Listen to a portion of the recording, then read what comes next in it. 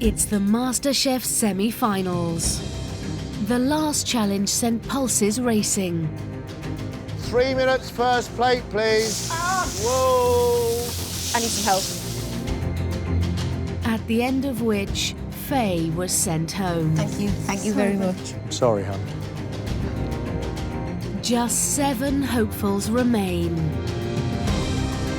I think there's a huge amount of pressure today. Someone has to go and everyone's really good. I need to make 0 mistakes and be the best out there today. The final seems achievable, whereas you couldn't say that a couple of rounds ago. I've still got a lot of energy and a lot of drive in this whole process. I've not given up. Now, they'll be thrown in at the deep end. Move, move, move! Cooking for experts at the historic Fishmongers Hall. I'm on it like a bonnet. Before returning to the MasterChef kitchen to fight for their place. Our 7 have turned up the heat. We are in the middle of a red-hot semi-final.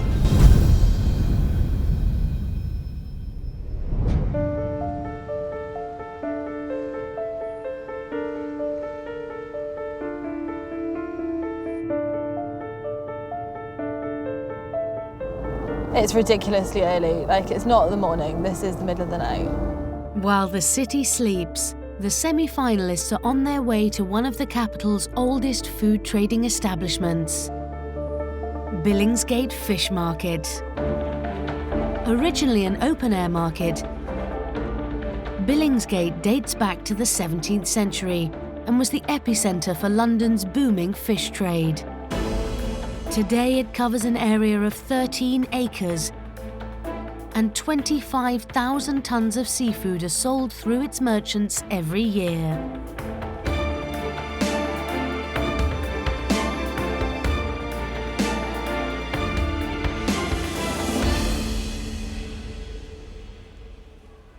Good morning, a nice early morning, and welcome to Billingsgate Fish Market. Today is obviously a celebration of fish and seafood. You are going to cook a lunch.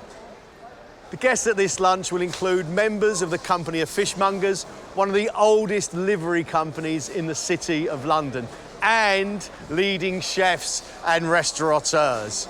This should be wonderful. Before you cook your lunch, you need to go and get your ingredients. I suggest you get going. Off you go.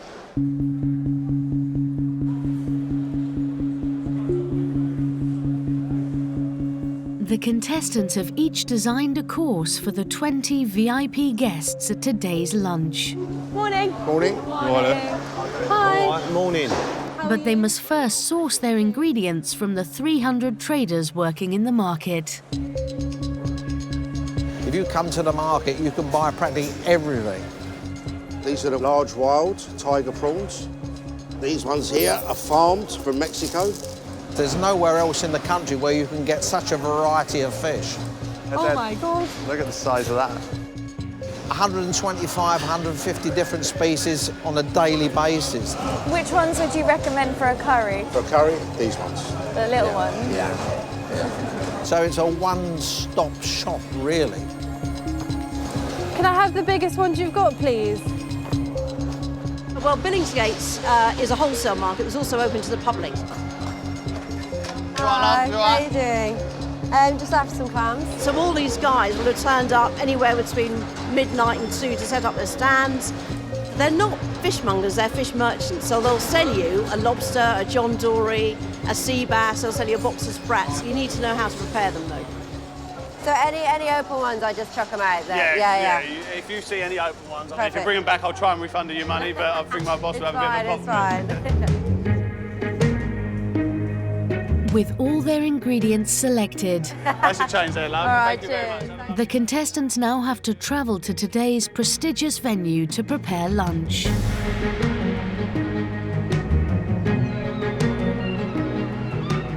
Standing proudly on the north bank of the River Thames is Fishmongers Hall, headquarters of the Fishmongers Company.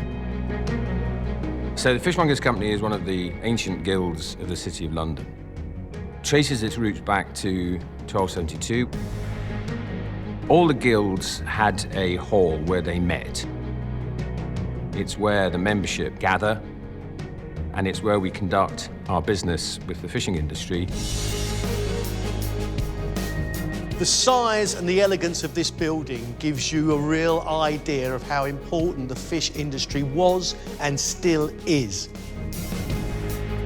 The thing is with fish, there is a right way and there's a wrong way. There's no middle ground. And with an audience like today who understand what it should be like, it's got to be absolutely perfect. Today, you're cooking for lunch for 20 people, and I'll be running the pass. It is going to be fast. It is going to be furious. It will be done table by table, order by order, and we will be on time. At the end of this, the diners today will choose their 2 favourite dishes from the menu. Those 2 cooks will be safe. The other 5 will need to cook off against each other, say in the competition. Find your stations and off you go. The contestants will have 90 minutes prep time in the main kitchen before they have to transport the food upstairs to the finishing kitchen. Service will be split into 3 courses. It's going to be pretty intense, I think. Obviously, to cook for people that love fish and know so much about fish, there's a lot of pressure there. Lorna and Steve are each responsible for a dish in the first course. We'll be grand, Steve, we'll be grand. We'll be grand, don't worry about it. Steve's first job is to prepare 60 prawns for his take on one of Britain's favourite seafood dishes. So I'm doing a take on a prawn cocktail. Obviously not putting it in a wine glass.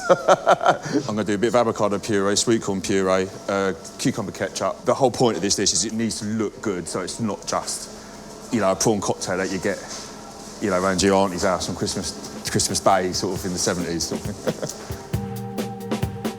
Meanwhile, Lorna is filleting 8 plaice for her Mexican-inspired dish of crispy fish tacos with mango salsa and a smoky hot sauce. Never filleted any kind of fish before, if I'm honest. They look a little bit ropey, but hopefully towards fish 8, it'll be better. Lorna's making an enormous statement, taking a piece of plaice and turning it into a taco. I'm doing a rubbish job. The only concern I've got with Lorna is that her dish is still elegant.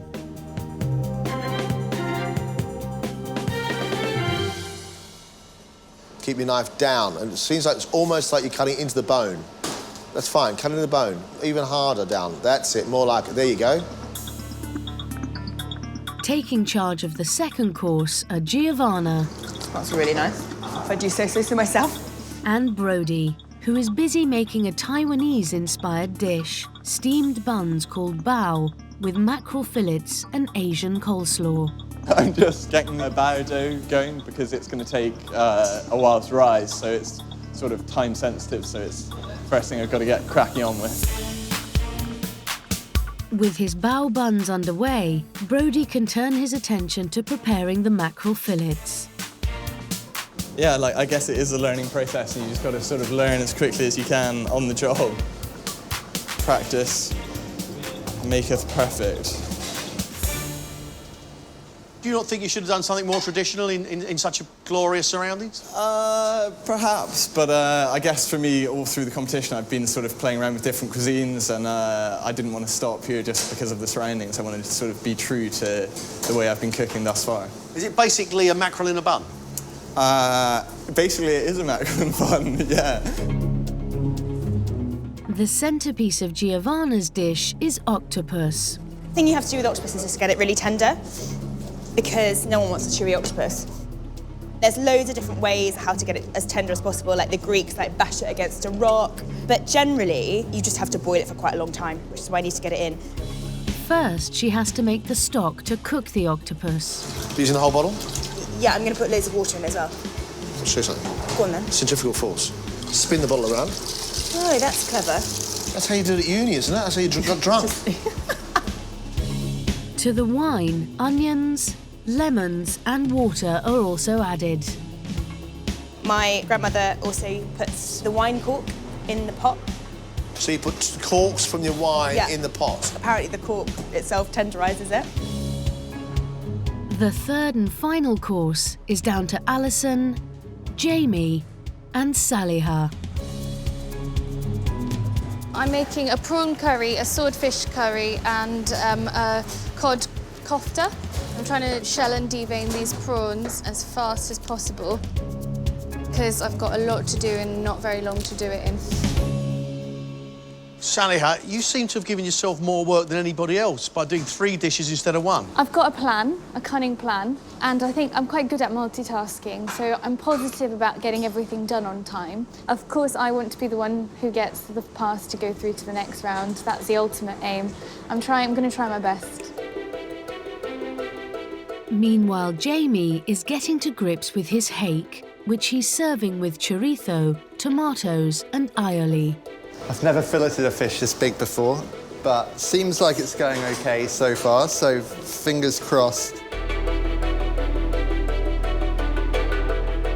So I'm doing pollock with clams and a red pepper puree, courgette and seaweed gnocchi. Seaweed gnocchi. I can't wait for seaweed gnocchi. How did that come about? I've used seaweed in a dish before. Seaweed and red pepper is kind of an unusual combination, but it works really well. I haven't seen anyone else do it, but I tried it at home, and yeah, it worked. Good luck. Thank you.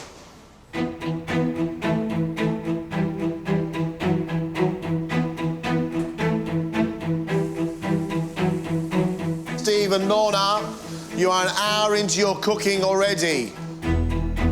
There's just 30 minutes prep time left before Lorna and Steve need to relocate to the finishing kitchen.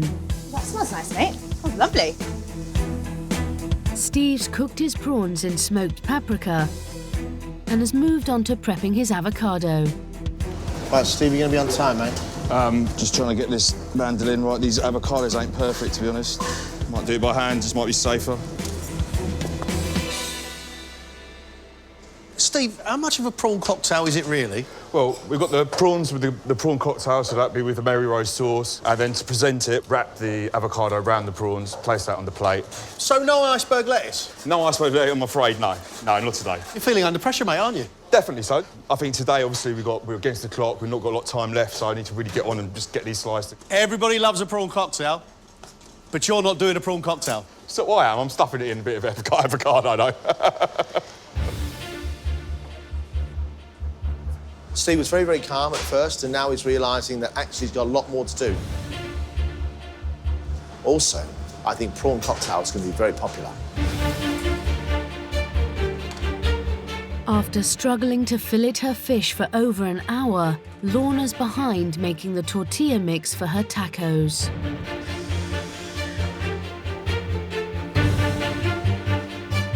Honestly.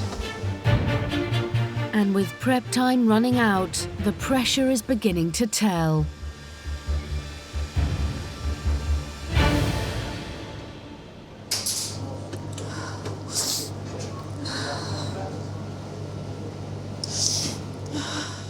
What's wrong? You having a bad day? Yeah. Right, OK. It's all OK. Right, I want you to do me a favour. I'll sort this out. I'll wipe it down. It's OK. You look a little flour in your eye, though. Go and find a little bathroom. I'll get somebody to get the bathroom. Go and wash your face and I'll see you in a sec. Go. I'll be back in 5 minutes, please. Quick, quick, quick. Go, go, go. Go, go. And Lorna's had a bit of a tough day so far. Found it really tough. Got a bit emotional, but that's fair enough. I don't mind that because it means she cares. Right? Good. Your dough's there. Yep.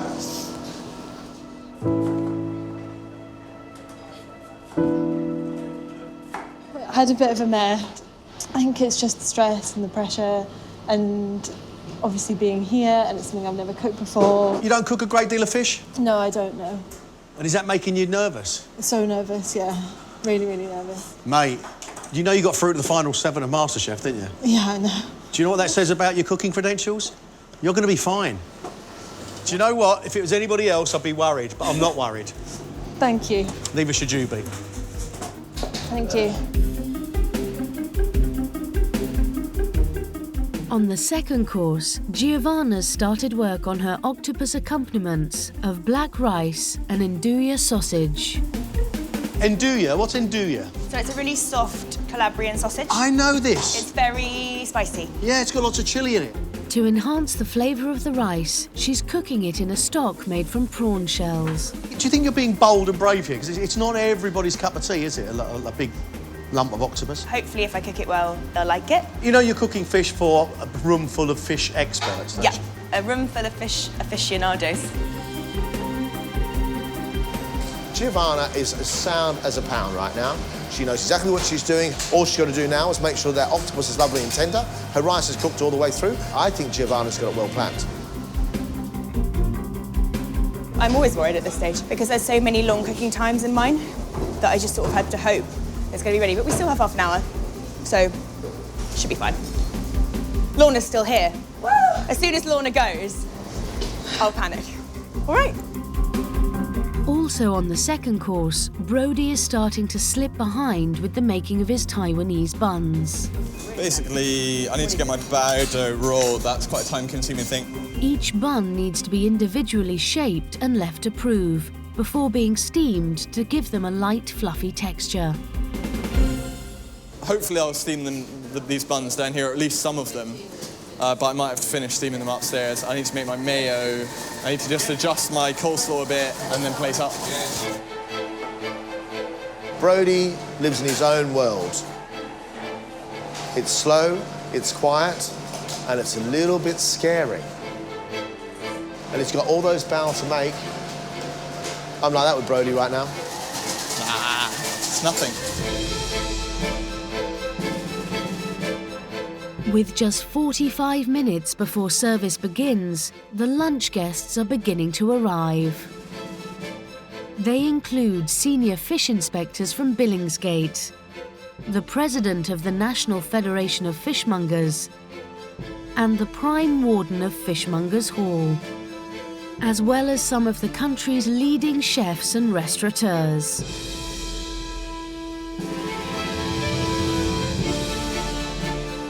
Taking some fresh fish and just cooking it very simply and allowing it to speak for itself, that's the art of cooking fish. I've had some of the best meals outside of my wife's cooking here at Fishmongers Hall. I definitely want to see, you know, some excellent execution of the fish. But also I'd really love to see some creativity and some really fantastic bold flavours coming through as well. I think the contestants today are going to be really nervous. I mean, you've got a whole bunch of people that really know their stuff about seafood. They're in a strange kitchen. If I was them, I'd be really nervous. We've got about 15 minutes before we go upstairs.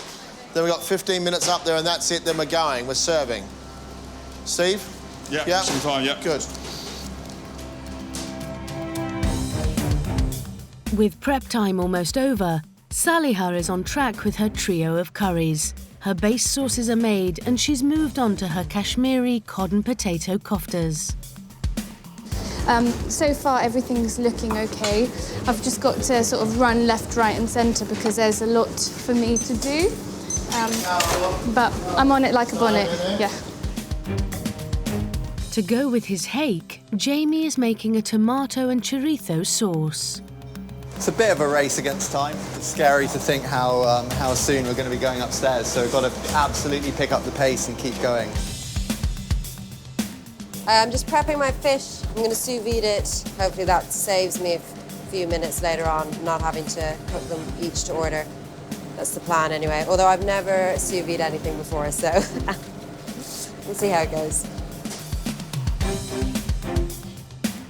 Alison seems really calm, which frightens me. Because Alison so far has cleaned her fish, but I haven't seen the gnocchi. And that concerns me. Because gnocchi take longer than cooking the fish. Yay! This is so slow. I thought it would literally just be like, zoom, done. Guys, we are going upstairs in 2 minutes.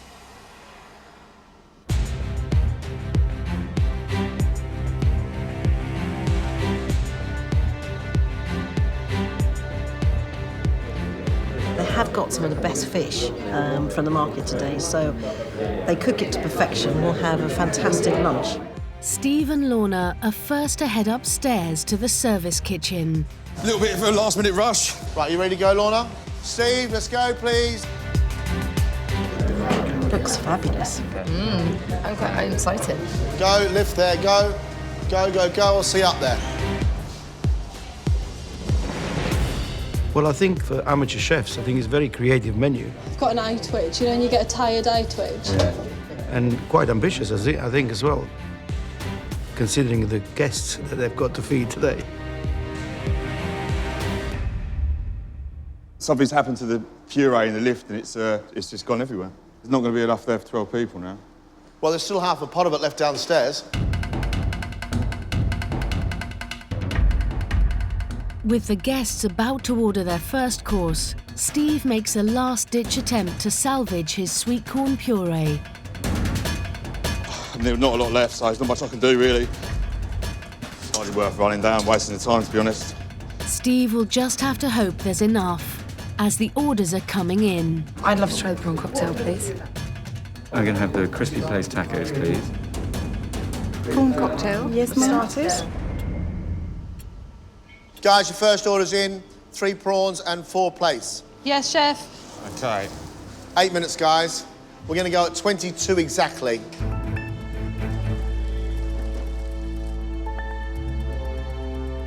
But you need to hurry. We're going back to my time here. Prawn cocktail. Be interesting how they present it, because you can actually do a lot of twists on it now. There were some very bad ones in 1976, so we'll see. Or crispy place tacos with red slaw, guacamole and mango salsa served with smoky hot sauce. Let's go. It just looks very, very different. I quite like the idea of a place with a smoky hot sauce.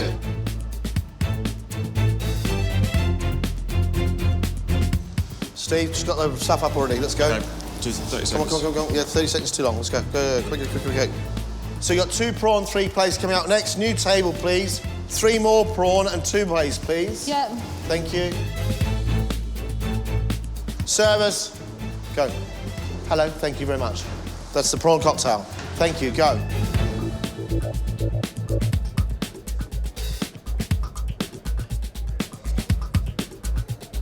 No, I was not expecting this at all. That's great. Looks fantastic. Yeah, it looks absolutely superb. 3 plates on. Yep. Straight after that, another 2, please. Yep. That's 5 all day. Come on, let's go on these. With the first table served, the orders keep coming. I think we're going to try the crispy place. The crispy, yeah. And Lorna's fish tacos are a popular choice. You got 5 more on order after this. Okay. And you've only got... Is that all you've got? There's not another bundle of them somewhere. 6 and 3 is 9, and you need 15 pieces. I think you miscounted on how many tacos you wanted. This is all I have. We'll take them off, 1 off each of those and make them bigger. OK? Okay. And do 2, because otherwise you're not going to be able to serve everybody. You're going to run out of orders. What's happened to you? I don't either. Right, let's go. Go on those 3. Okay. Steve, 2 up.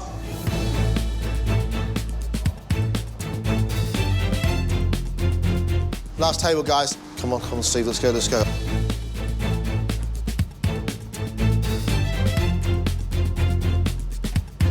Service, please. Right, clear down, please. We've got the next lot of people coming up. Oh, this looks fabulous. My starter looks absolutely amazing. Lorna's crispy place tacos are served with guacamole, red cabbage coleslaw, mango salsa, sour cream, and a smoky hot sauce. I quite enjoyed service after all of that. It's been a pretty tough, emotional, stressful, long day. But yeah, I think a good end to it, at least. The place is well cooked, it's nice and moist, not overcooked at all, so yeah, it's very good. Very soft, very delicate. And the hot sauce really kicks in. It gives it a great new bite. It's quite an exciting flavour, actually. The mango and the guacamole, I just think it's a sensational combination. Superb. The fish is lovely and light, and you can taste the fish. Steve's take on a prawn cocktail is spiced paprika prawns in a Mary Rose sauce wrapped in avocado with sweet corn puree, tomato salsa, baby flowering cucumbers and a parsley gel. It was touch and go down there to the last second, you know. But other than that, they seem to be okay, so hopefully people enjoy it as well. I think the prawn cocktail is absolutely delicious. It has got a little bit too much of a kick to it, though. The prawn cocktail was a letdown. There was no crisp, no crunch to anything. Trade descriptions need to get involved with that, calling that a prawn cocktail, really. This isn't a prawn cocktail. However, it's a decent dish. Slippery avocado with soft prawns is a nice idea. He's been a little heavy-handed with the spice. It's a little bit harsh. It's got a very nice flavour, but it's not a prawn cocktail. Come on, we're going now. 5 minutes, we're serving food. With the first course over, it's now Brodie and Giovanna's turn in the spotlight. Giovanna checks the cooking of her octopus. And the octopus is still really chewy, which isn't ideal. I don't really know what to do about it. Guys, it should be in the lift by now. Brodie, we've got to go, mate. Just need to get this mayonnaise. Brodie, you've got 30 seconds exactly. Move, move, move.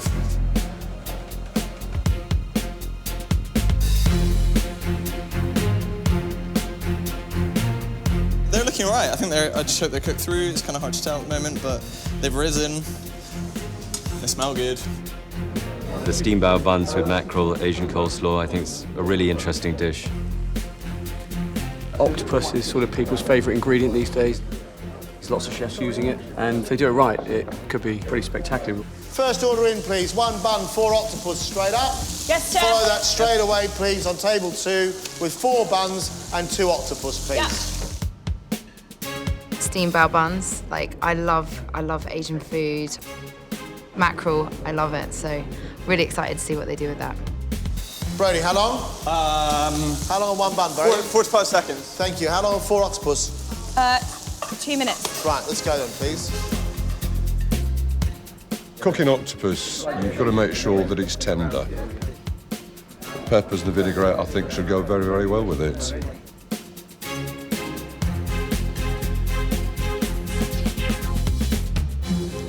Service, please. 4 octopus. 1 buns, please. Table 1. I think the presentation looks really good. The colours that come up are really good, but it's all in the eating. The presentation looks lovely, but the bao bun does look very big. Order on, table 4. 2 more buns, 3 octopus. So now you've got 6 octopus all day, please. Yep.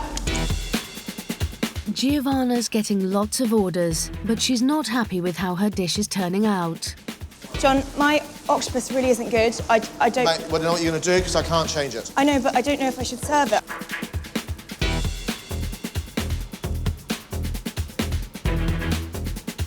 It just didn't tenderise at all, and it's just not great at all.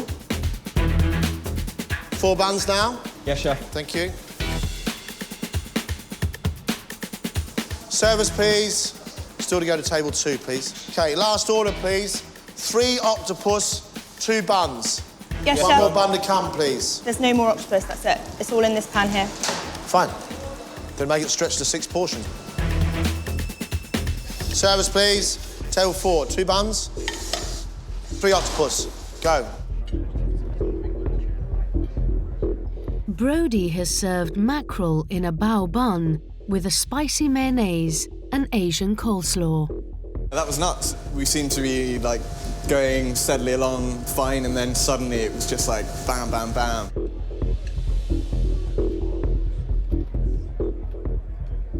I thought the mackerel was absolutely delicious. I mean, it was really, really flavoursome, juicy, fantastic. The bun, it was just too much of it. A fresh coleslaw is great in its own right, but spicing it up with some Asian spices has just given it that complete wow factor. I think it's great. The mackerel is nice and it works really nicely with the slaw. I could probably just ditch the bun. The bao bun, I think, is too stodgy, but the fish was cooked superbly. Giovanna's Octopus is served with black Neroni rice, andouille sausage, grilled red peppers, and a parsley vinaigrette.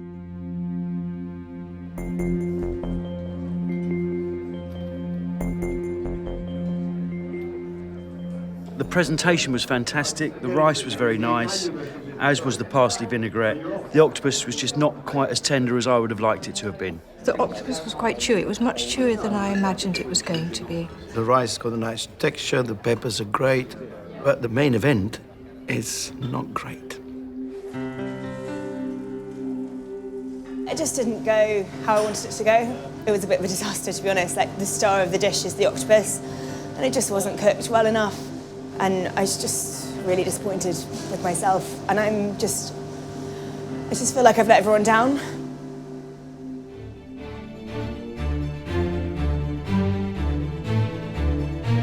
With 2 courses served, Jamie and Saliha are ready to go in the finishing kitchen.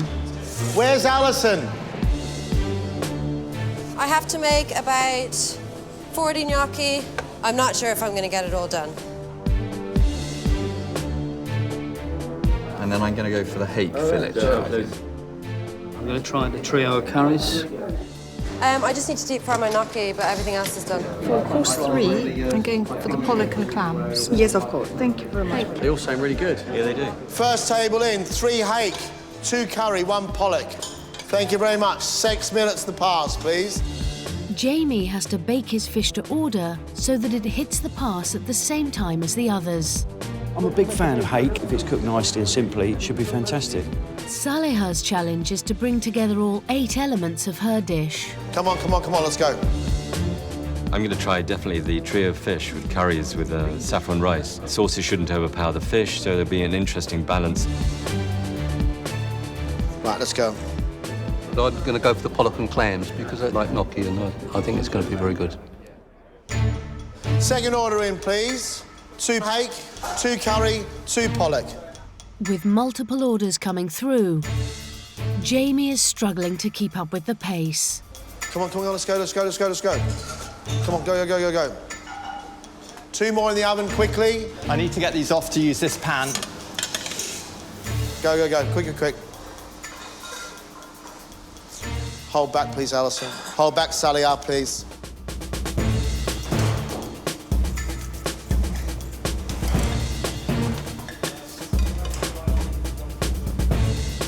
Hold back, guys. Just waiting on Jamie. Right, Jamie, can I go on these other plates now? Yeah, we're going.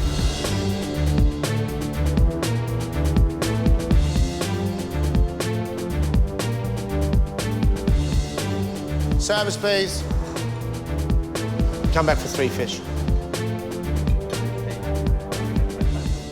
If it tastes anything like it looks, then we'll be fine. Well, what you can't see is what we're smelling, which is extraordinary. I mean, it is extremely aromatic.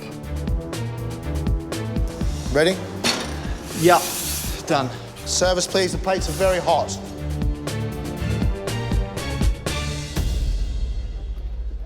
Big concern at the water, at the run out of the tomato there. But yeah, it looks great. Jamie has served baked hake fillet with chorizo, aioli, and a tomato and chorizo sauce. Yeah, it was full on. It was tough, it was quick, it was hard to keep control and make sure the plates are really good while John was shouting, but it was good fun. The hake is beautifully cooked. The chorizo is quite a powerful flavour, and the aioli, so there's quite a lot sort of going on, which slightly overwhelms the hake, but it's extremely good, very tasty indeed. The sauce is a little bit thin. I'd like it a much more thicker tomatoey sauce. Saliha's trio of curries include a prawn Malabar curry, a Kashmiri cod kofta on warm culture bread with an almond sauce, and a fenugreek and swordfish curry with saffron rice. I'm feeling good. I had a lot to do today, but overall I think I did a fairly good job within the limits of the task. Every single flavour is different on this plate. They're light, they're mild, you can still taste the fish. I can't knock it, it's great. I thought the flavours were absolutely fantastic. Spices were great, but not too overtly spicy. Thoroughly enjoyed it. You know, really satisfying plate of food. Alison's pollock is served with clams, seaweed gnocchi, courgette ribbons, red pepper sauce, and basil oil. Oh, it was so much fun. It wasn't absolutely perfect, but it was done on time and I think it was tasty. So yeah, I'm really, really happy, yeah. Very, very nicely cooked piece of fish. Not overcooked, really well done. I like it. It all seems to work okay. I've loved this. The pollock is perfectly cooked. It's delicious. It's nice and moist. The sauce goes well with it. And the gnocchi is really nice. It works well with the dish. I thought they'd done a brilliant job. I felt it was absolutely great. It's not easy for professionals, let alone amateurs doing it. So for what they actually put on the plate and the presentations of some of the dishes was superb.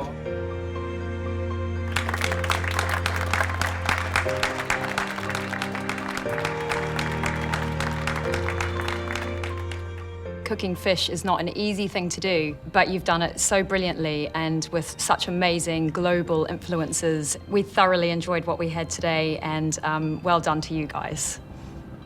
The food you've produced has complemented the splendour of this room. Thank you so much, and we couldn't have enjoyed ourselves more.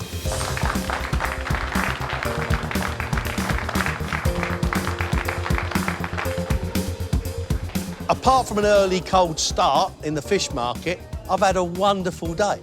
This was a fantastic lunch. At times, it was like going up the Thames against the tide. Now it's all done, they're understanding how well they've really done. We're going back to the MasterChef kitchen. We're going to count up everybody's favourite dish. 2 of them are safe. 5 of them, they are going to have to cook again.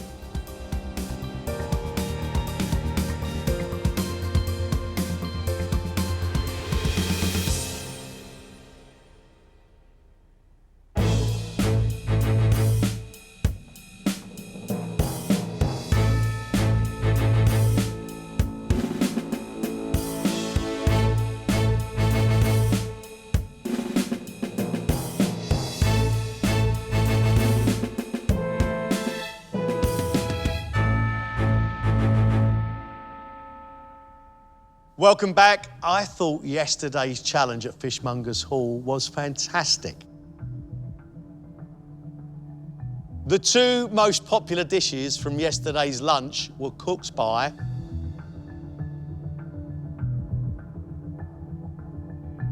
Alison.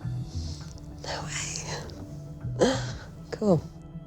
Congratulations, well done. Such a shock. And Lorna.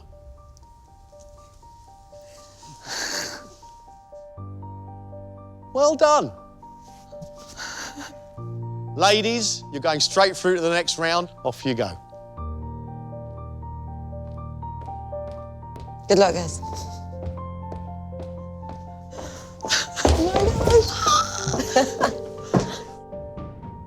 Oh, that's nuts. Oh my God. That's so nuts. That is insane. Well done. Well done. So you 5 now are cooking for your MasterChef life. We've reopened the MasterChef market, and what we want from you is 1 extraordinary plate of food. You'll have 1 hour and 15 minutes to cook it in. However, in the market, there is no meat nor fish. Ladies and gentlemen, go and select your ingredients. Off you go.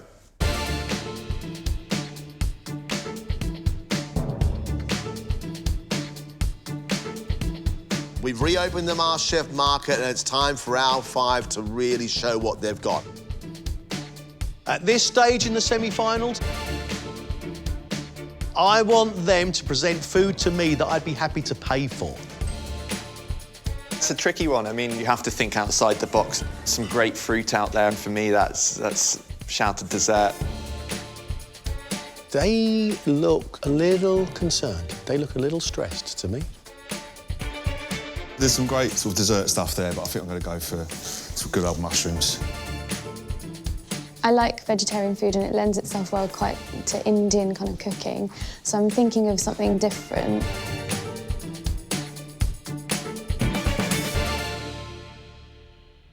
Time for business. 1 hour and 15 minutes, one great plate of food. At the end of this, one of you's going home. Let's cook.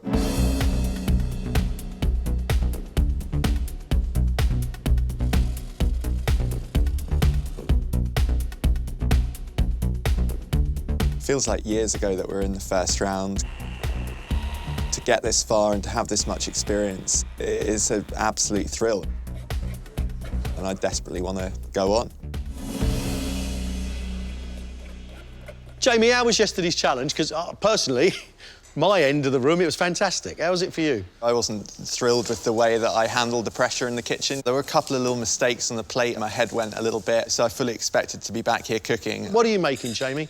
So I'm making a strawberry dessert, a sort of take on a strawberry cheesecake, a strawberry sort of cheesecake mix. There's various different strawberry elements that are gonna all sing in harmony and feel good in the mouth.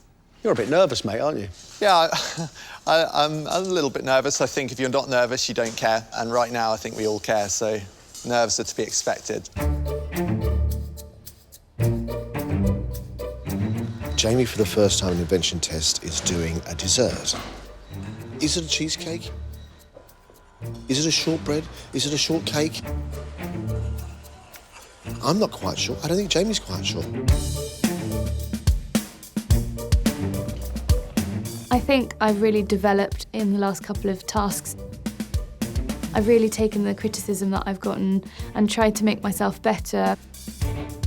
I just don't want that to end, really. I want to be able to excel even more. What are you making? Is it going to be a trio of something? It's not, actually. No trio? No trio. What are you making? Some Indian street food, and it's called a chaat. So, what's in this chart? A little lentil patty, samosa, chickpea and onion salad, 2 chutneys and yoghurt. I think I've got something new and different to show you.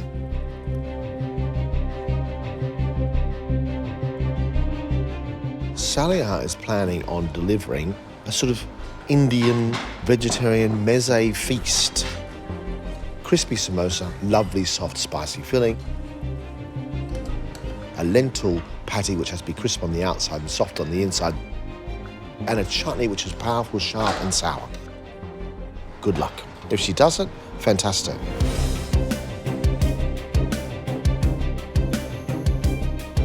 I think you just have to put bad days behind you. Everyone has bad days. In life, that's what happens.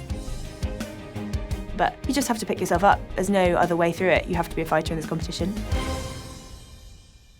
Giovanna, are you OK? No fish and no meat? I cook a lot with fish and meat, but I've done a lot of desserts in the competition and they've mostly been quite successful, so I was quite happy to go with a dessert. What are you going to make? I'm making some pistachio madeleines with some rose and raspberry ice cream. I've done some macerated raspberries. I'm going to do some candy pistachios and a little bit of just raspberry and rose curd. Why would you do all these things? Why this? Well, because it's getting close, getting down to the wire. You need to show what you can do. I don't have to put everything on the plate. I need to make sure that it all works. We don't have very much time. I wanted to give myself a full arsenal of items. Giovanna, well done. Very brave. Thanks. Go for it. Giovanna's Madeleine and ice cream could be absolutely delicious, but it's down to that Madeleine. That Madeleine has to be the right texture. Lovely and crispy on top, but it's soft in the centre. Guys, you've got 30 minutes. One of my strengths in the competition has been cooking puddings, which is something that I didn't think I could do, but actually some of them have gone down really well, so that was a surprise for me. Brody's decided to play to his strengths. And he's doing a dessert. Bread and butter pudding flavoured with cardamom, and then he's going to do us a coconut ice cream on the side. Great. At the moment, he's got a big dish full of bread and butter pudding. How's he going to make it look smart? So, the lack of meat and fish didn't bother you at all, Brody? It did initially, but then I thought maybe it's a sign I should do another pudding. Brody, one of you guys is going home. Yeah, we'll all just have to cook our hearts out and hope that we're on the right side of the judging. I don't think there's anyone that's particularly stronger than anyone else. Everyone's had good days, everyone's had bad days. Just have to make sure I nail it. What are you making? Mushroom and egg raviolo. I'm going to serve that with like a spinach and cream puree, some parmesan, pan-fried mushrooms. I'm trying to do some pickled garlic as well. Why would you pick a raviolo at this stage? You know, I know I can do good pasta. I think it looks good, it's simple. You know, I think sometimes less is more. Steve has promised us one single large raviolo. The thing is, he's only got one chance, because if that raviolo explodes when it's in the water, the game is over. I've put all my eggs in one basket. This is your last 5 minutes.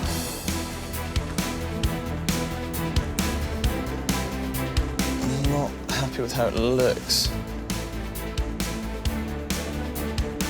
60 seconds. Get it on a plate now.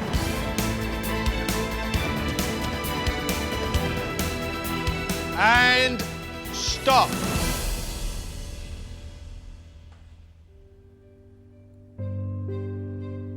Steve, please, up you come.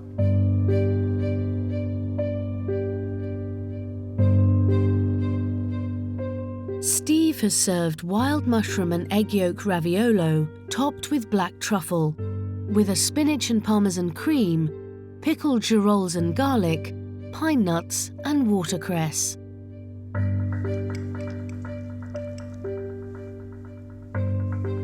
Good.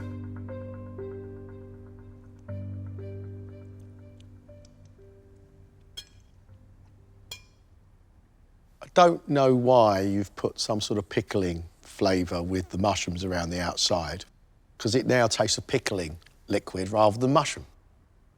However, the raviolo is a thing of complete yumminess. The flavours are one of quite heady truffle and almost meaty mushroom. The egg yolk gives it real richness. That's a yummy, yummy thing. You season things really well, you have great technical ability. Don't get lost in the fads. Pickles around a lovely raviolo is a fad. Yeah, it was obviously a bit mixed. I mean, I'm glad the main part of the dish worked. I keep doing it in the invention test, you know, that's just that one extra thing that didn't need to be on the plate that sort of lets it down. Saliha has made an Indian chaat, a street food dish consisting of kachori, a deep-fried lentil dumpling, potato and chickpea samosa, date chutney, green chutney, and an artichoke and chickpea salad with sweetened yoghurt. I think you've done a good job on presentation. You've got height, you've got colour. I think if that was put in front of somebody in a restaurant, I think they'd say, yum, looks great.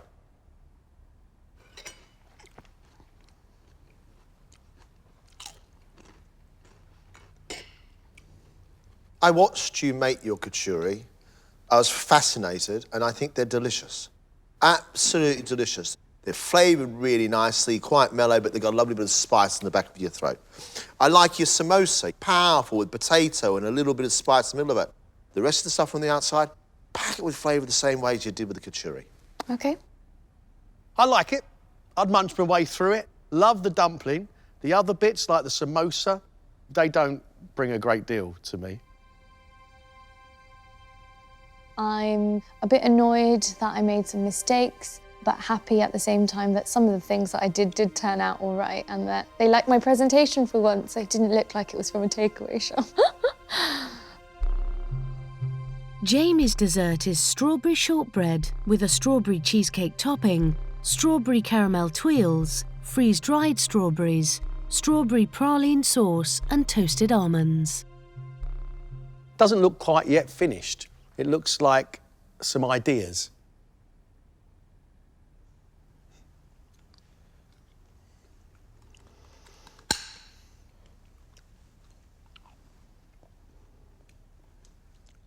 I really like the lightly sweetened cream on top of that very well-made and sugared shortbread biscuit. That I like. I don't care much for the rest of it. I feel like that cream and biscuit deserves some better bedfellows. What this plate needs is more. More of the strawberry caramel sauce. more flavour inside that cream, more of the biscuit on the plate. Technically, I don't think there's very much going on here. A shortbread and a full across the top. There's nothing that I really love about it. A little disappointed, to be honest. I was pretty happy with the flavour combinations. To get sort of negative comments or not great comments was, yeah, it was a little disheartening, actually.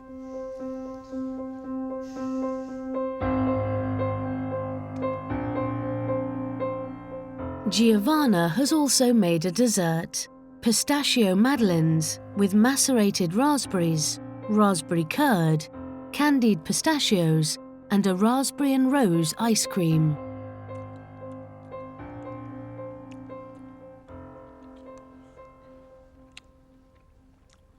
Your ice cream is as smooth as silk and absolutely delicious. Your madeleines, crispy on the outside as they should be, soft on the inside. Your raspberry curds sitting underneath, velvet on your tongue, fantastic. Do they go together? No. The problem is that crispiness of the madeleine, as soon as you put it in your mouth the ice cream, it turns to soggy cake. Yeah. But your ice cream's fantastic. I like absolutely everything on that plate. I just don't believe they belong together. Eaten individually, they're a joy.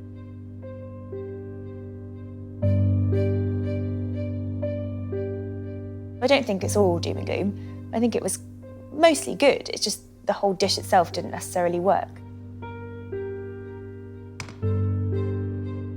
Finally, it's Brodie. His dessert is a cardamom and saffron bread and butter pudding with apricots, sultanas and blackberries cooked in ginger wine, and a coconut ice cream. I'm impressed that you've actually got some form to that plate, some shape to the plate, considering where you were with about 5 minutes to go, struggling trying to turn out a bread and butter pudding.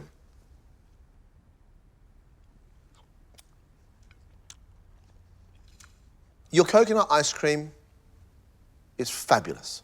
I love it. The texture of your bread and butter pudding, very, very firm. I don't mind that at all. This is just silly. It's burnt. I like it. I really like it. Bread and butter pudding and ice cream, and you've presented it in a way that makes it almost look like it belongs in a restaurant. Most certainly the textures and flavours, to me, appear like they belong in a restaurant. Well done, mate. I'm feeling all right. I'm annoyed at myself for not troughing the top off.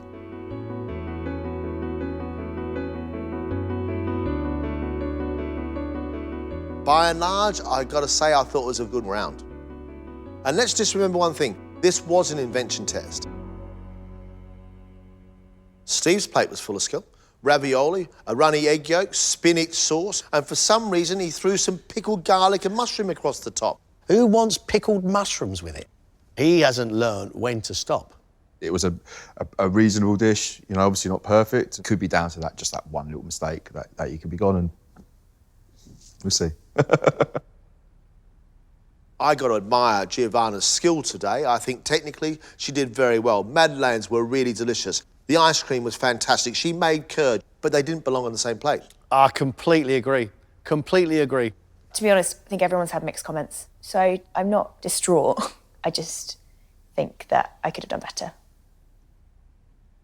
Saliha's flavours are good. They've always been good. I loved the plump dumpling. I thought that was absolutely divine. The samosa was great and crispy and spicy, but it all needed to be a bit more powerful.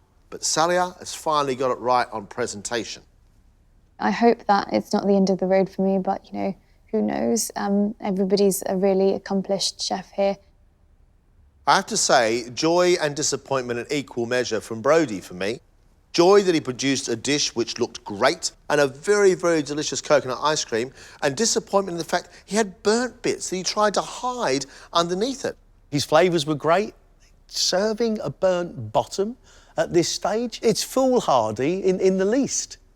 I'd be devastated if I go home. I don't want it to stop. Really enjoying it, and I think that that's coming across my cooking. Jamie's plate was all about shortbread and strawberries. We had a really nicely made shortbread biscuit. On top of it, a light, fluffy cream. The rest of the bits and pieces, I didn't really understand, and I didn't understand the point of them. It seemed to me as though Jamie had an unfinished dish, as if he ran out of time and ran out of ideas. At this stage, you've got to make sure everything's absolutely spot on the plate, so it's not looking great.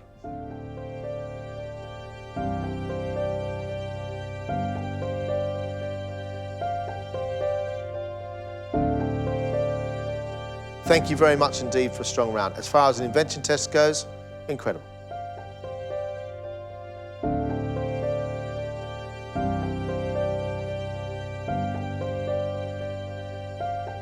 The person leaving us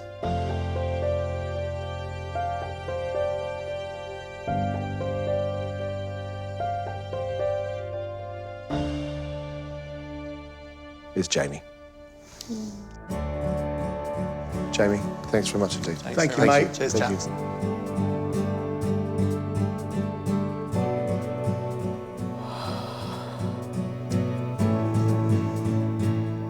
Yeah, I'm disappointed to get kicked out, but you know, there was a sense of inevitability about it today. To get to the final 7 has been just an incredible experience.